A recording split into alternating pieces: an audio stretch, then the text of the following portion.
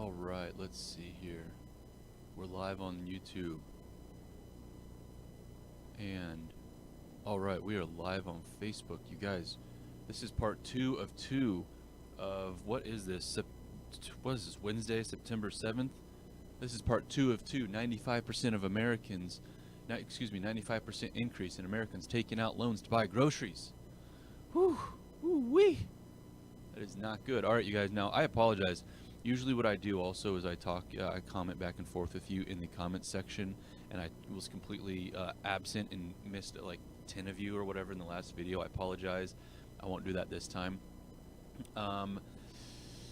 So things are not going so great. Let me show you this meme. Here's Joe Biden. He says, Jerome, tell me in one word how the market is going. Jerome Powell, head of the Federal Reserve, he says, good. And Joe Biden says, okay, now tell me in 2 words. And he says, not good. You guys, you gotta laugh sometimes. You gotta laugh. Okay, you guys, my name is Ryan Derks. This is the stock market open, stock market closed. We just do good commentary here. Again, I like to remind you this at the beginning of every episode. 1, this is a live stream. Comment below. I'll definitely interact with you and go over any stocks or any news that you have that you're thinking about. Also, the entire purpose of this live stream video is for the last 12 years of my full-time job of investing. There are a ton of news articles, ton of tweets, ton of events, happenings that I don't see being reported on newspapers, cable news, radio, whatever it is, that I feel are extremely important. And when I'm sitting down with various friends, family, whoever, and they say, what? No, if that was real, it'd be on the news. And I say, okay, fine, I'll report it, and we'll talk about it here. I don't know if there's a grand conspiracy. I don't really know or care. There probably is, but I just don't really care at the moment. I'm just here to talk and give some commentary on various global developments that will help you make smart decisions with your stocks and your stock prices.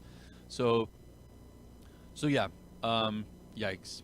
Awesome meme. I love it. Unfortunately, we're all feeling the heat right now. So let me check just to make sure before I get into this episode. Sherry Hand, how did he get that loan data? Just 1 second, Sherry. I will read this article and we'll go into it and you'll see exactly. Okay, so New York Times reports, would you take out a loan to buy this week's groceries? Americans are increasingly turning to buy now, pay later services for food and other everyday essentials. And there are signs that the practice is putting some in deep debt. Now let me just do this. Let me just copy buy now, pay later. And let's go to Google and type buy now, pay later. Just so you guys know, this is not new. This is New York Times from 6 days ago. People have been talking about buy now, pay later for, okay, this isn't working out as I thought it was. If you go to Google and start searching buy now, pay later, you'll see articles that are 6, 8, 9 months old warning about what's happening right now in this article. So let me read this to you. Now I will say, this is a long article, so I'm not going to read the entire thing, but you can get enough of the story off the first few paragraphs. Josh Roberts didn't think twice about taking out a loan to pay for groceries. It was early in the pandemic, and he was making $16.50 an hour working for a tech company in Cincinnati while supporting his sister and girlfriend. Quote, we were just not making enough to live, he said. So he started buying groceries online using a virtual credit card from Klarna, a buy now, pay later service that allowed him to break payments into smaller installments that could be made over several weeks with no interest. Soon, Mr. Roberts, 30 years old, was regularly spending beyond his means on food, chicken breasts, bananas, chips, cereal. He fell behind on payments and ended up owing more than $1,000 to Klarna, an estimated $100 of it in late fees. He already had about $11,000 in student debt and another $2,000 in unpaid medical bills. I don't want to be in debt for a carrot, he said, but you've got to do what you've got to do. Now let me pause here, because before you click off and go do something else with your time, pause right here, because I want to show you a couple of the other headlines that are going to flow right into this. Census Bureau, 3.8 million renters will likely be evicted in the next 2 months. Why the rental crisis keeps getting worse. 50% of employers expect job cuts, survey finds. Here's how to prepare for potential layoff. Pandemic triggers 89% increase in U.S. food stamp spending. And then this last one, which I'll get to, it's more complicated than it looks. Bank of America announces zero down payment, zero closing costs mortgages for Black and Hispanic first-time homebuyers. White people need not apply. You guys, what I'm getting at with these articles and on this whole topic of this video, and in fact, let me pause because the stock market is officially open, and you know what we've got to do when the stock market officially opens? We got to check out to see how we're going to do today, and we got to play our theme song. So let's get this, just 1 second. It's 8:30. This will take us about a moment to see. Well, maybe we're not even going to load today. Maybe the stock market isn't open today. We got to do this every video, no matter what. But I'll hit refresh and give it one try. Come on, CNBC.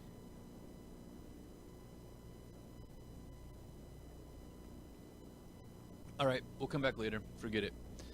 We'll play the theme song later. Don't worry about it at the moment. Okay. What I'm getting at here is this is an app. This is not the newest app. Klarna is not new. There are many apps out there. You've probably seen them.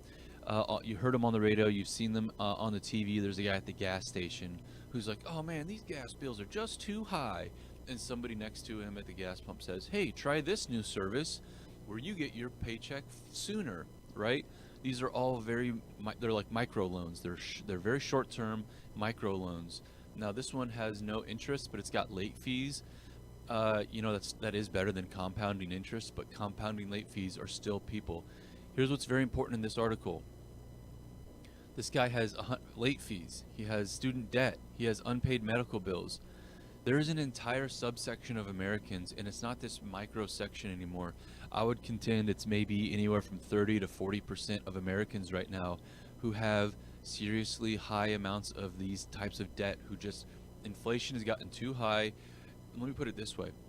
For the last year and a half, I've been asking a lot of people, and a lot of people have been asking me, look, I feel fortunate because I've got money that I can afford, gas and food, but how are so many Americans getting by? The answer is right here. They aren't getting by.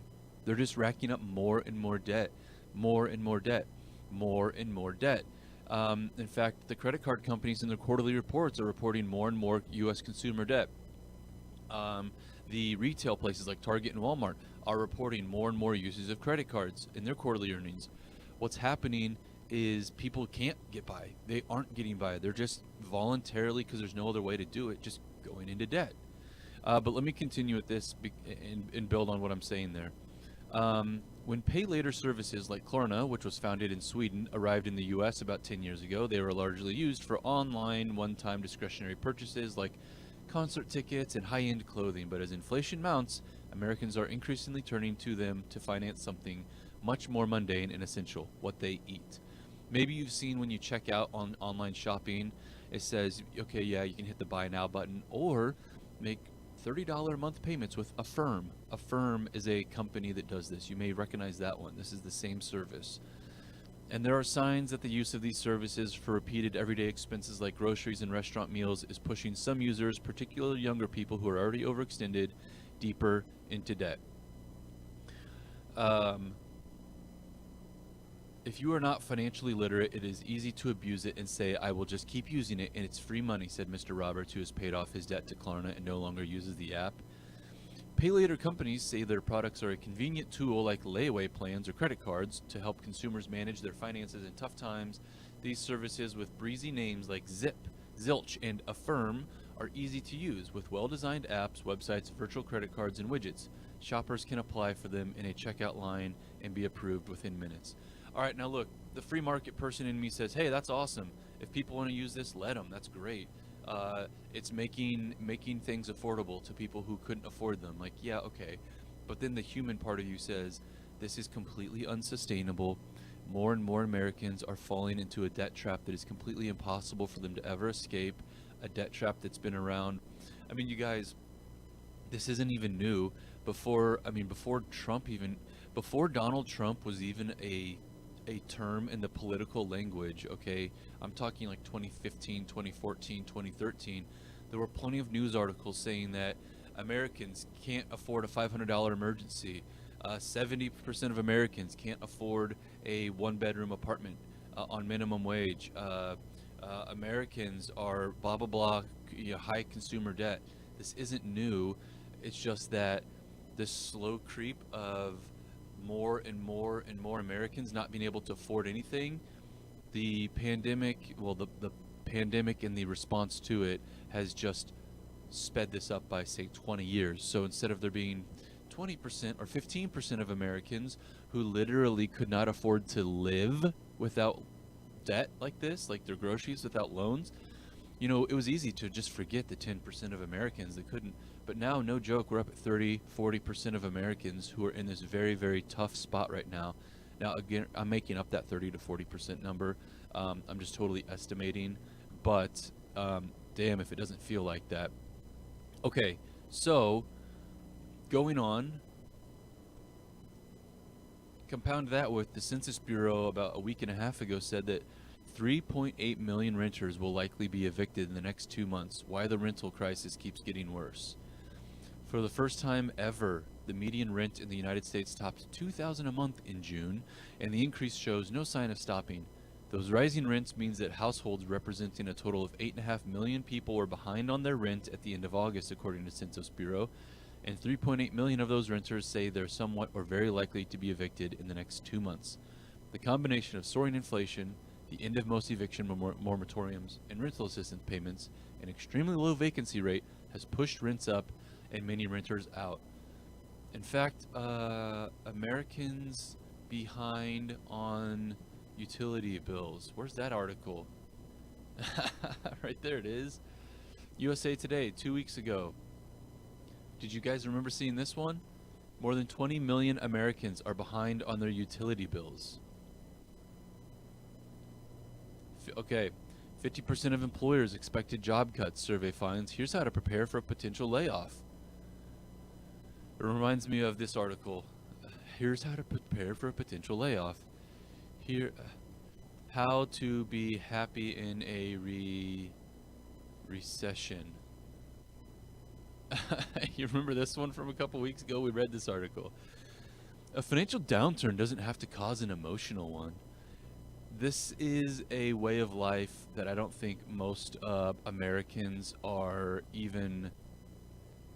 I don't even know. It's not something that we're supposed to experience in America. Yeah, we have ups and downs, but never have we been told, hey, this is, you should be happy in a recession. Here's how you can really, just start eating bugs. Okay, you don't need a new mattress. Sleep on the hay. You're gonna. It basically the same, right? It's still soft. Joan comments. She says, because of the Obama heist, my husband and I worked hard to become debt free. We have taxes and utilities. Saving money is becoming impossible with high costs. Joan, I'm telling you, that's the exact conversation I have with so many people. They'll say things like, "Look, I'm really, really fortunate that we have a good job or that we have savings and we can afford, but not only are they putting less food in those food boxes that you buy at the grocery store, but they're also increasing the price." And you've got to wonder, how are people that are working a $15 an hour or $10 an hour job even making it? And that's a question that you've been wondering. Well, these data points here all suggest that straight up they're not making it. Here's this article. This came out about a week and a half ago. Pandemic triggers 89% increase in U.S. food stamp spending. Spending, and this is from the USDA. Spending on food stamps has increased by 53 billion. Let me zoom in here for you guys to read it with me. Spending on food stamps has increased by 53 billion, an 89% increase in the 2 pandemic years. By comparison, that's how much the entire program costs during the 2009 recession. Spending on the U.S. SNAP program grew 88% from 60 billion in 2019 to 113 billion in 2021. Spending on the SNAP program had previously peaked at 80 billion in 2013 before declining the next 6 years. Oh my goodness. Now, again, if you watched the last episode, I was telling you Europe, the Americas, South Americas, all of Africa, every country that has any economic activity, they're all intertwined now. This is affecting everyone. Check out what Italy. This is Italy's richest city, Milan. This is somebody doing a drive-by up the food lines.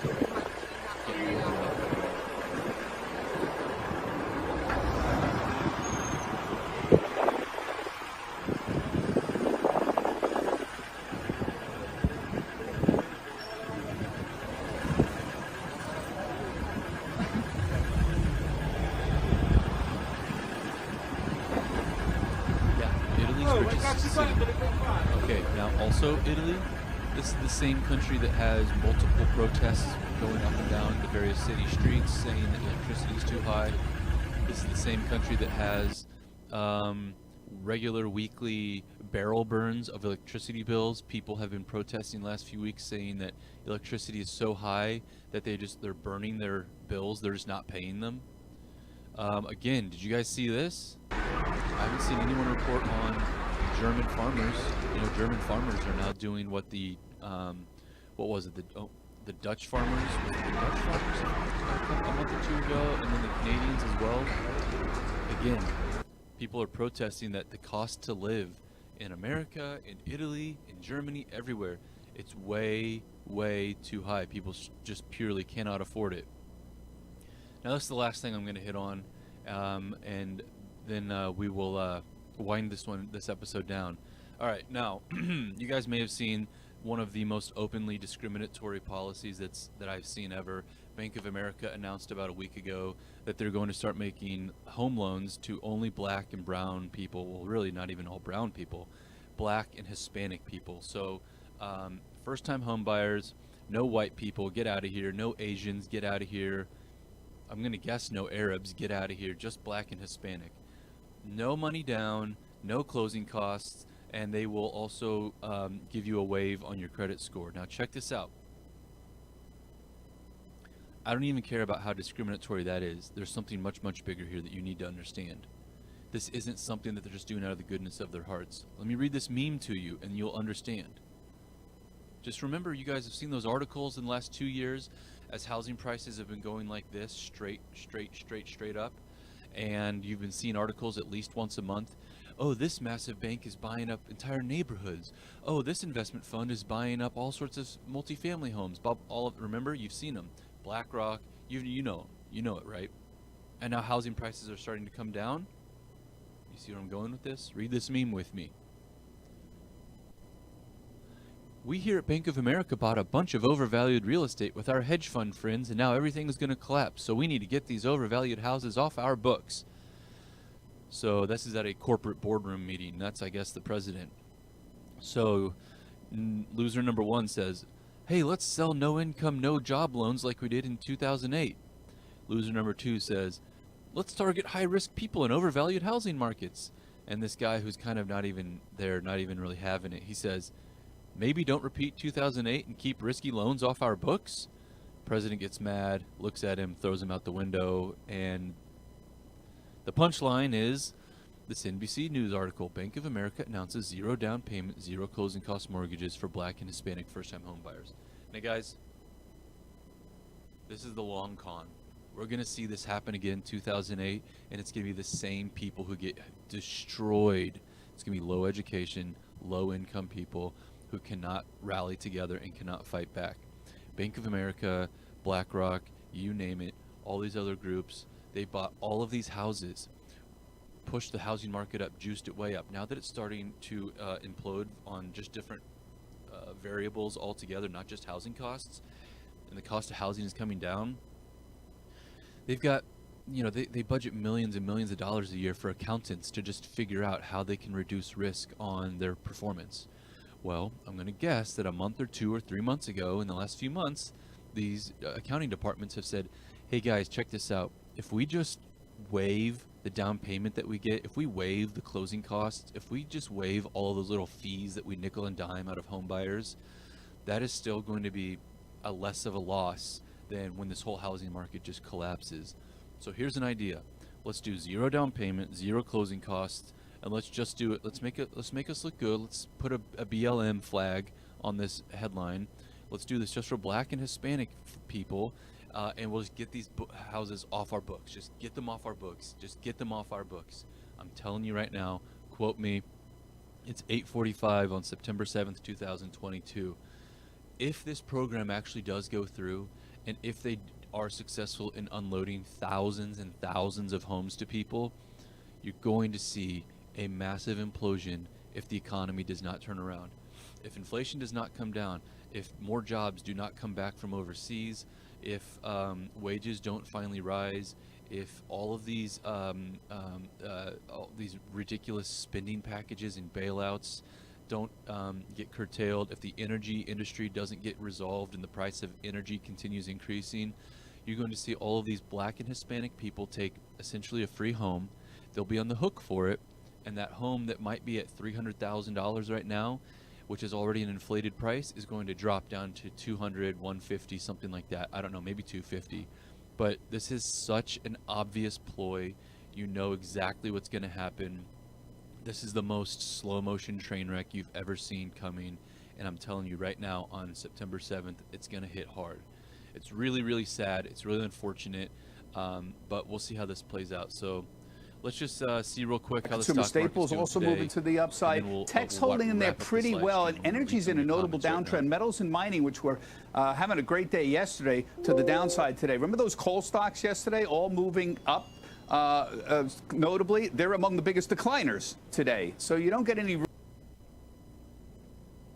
real trend, at least in the metals and mining section. And energy is in a very notable downtrend now. And it doesn't matter whether you're looking at the services names like Baker Hughes or Halliburton or some of the exploration and production companies that are out there, or broader companies like Devon. They're all in a downtrend in the last couple of weeks. Elsewhere, though, what everybody cares about is what's going on in tech land, and it's pretty ugly out there. I mean, we'll see. NASDAQ's opened on the upside. It was down 7 days in a row before that. Intel was at a new low. NVIDIA yesterday was at a new low. Overall here, it's gone from 187 to 135 in 3 weeks. That's 25%.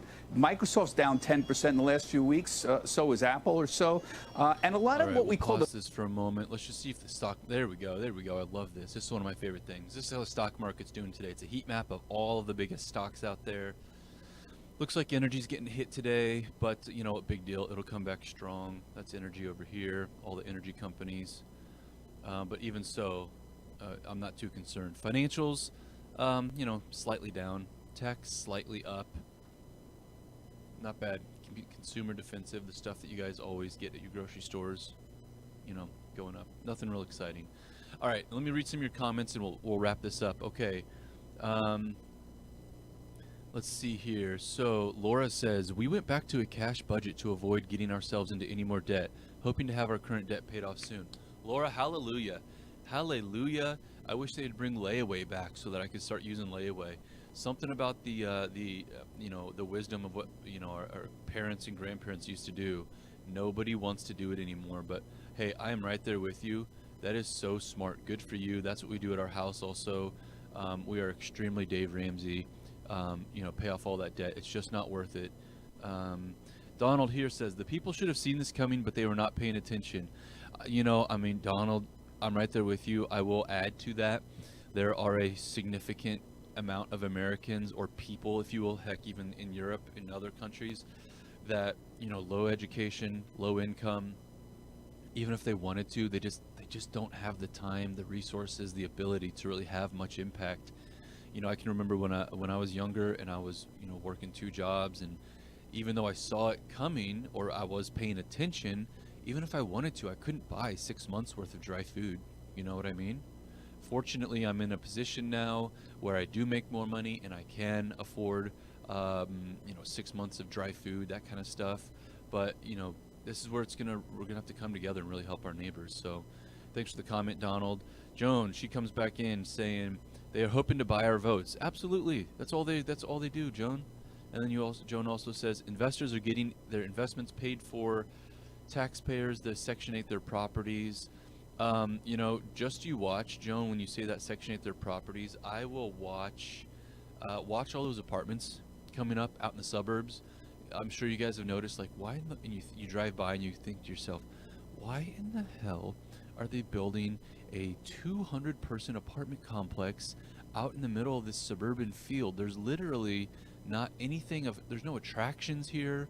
It's just suburbs. It's like all these, you know, housing, single family houses. I mean, there's a gas station there, but like there's not like stuff to do, and they're charging, oh my gosh, they're charging $2,000. Just you wait.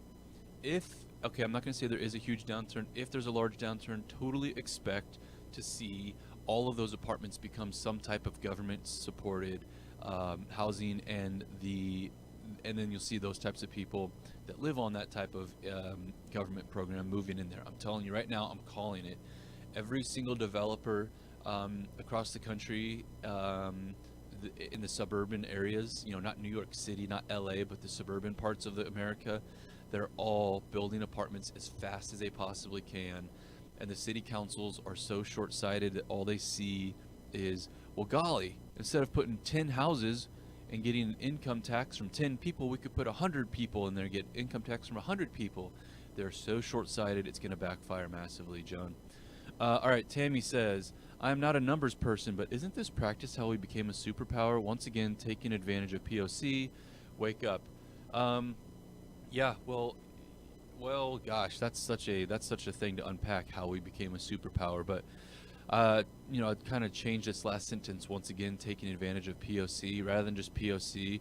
I would say just people in general, just taking advantage of people, and specifically people who really can't, who can't fight back. They don't have the education, they don't have the talent or skills, they don't have the finance to fight back or become independent. They don't have the money to buy a 2-acre plot in the middle of nowhere and start, living that way. But anyhow, you know what? We got to go through this time. I'm glad you guys are here with me. That's all I've got for you guys right now. I've got to get off. Comment below. I'll keep commenting with you back and forth on Facebook or YouTube or email. So hope you guys enjoyed it. See you guys later. Thanks.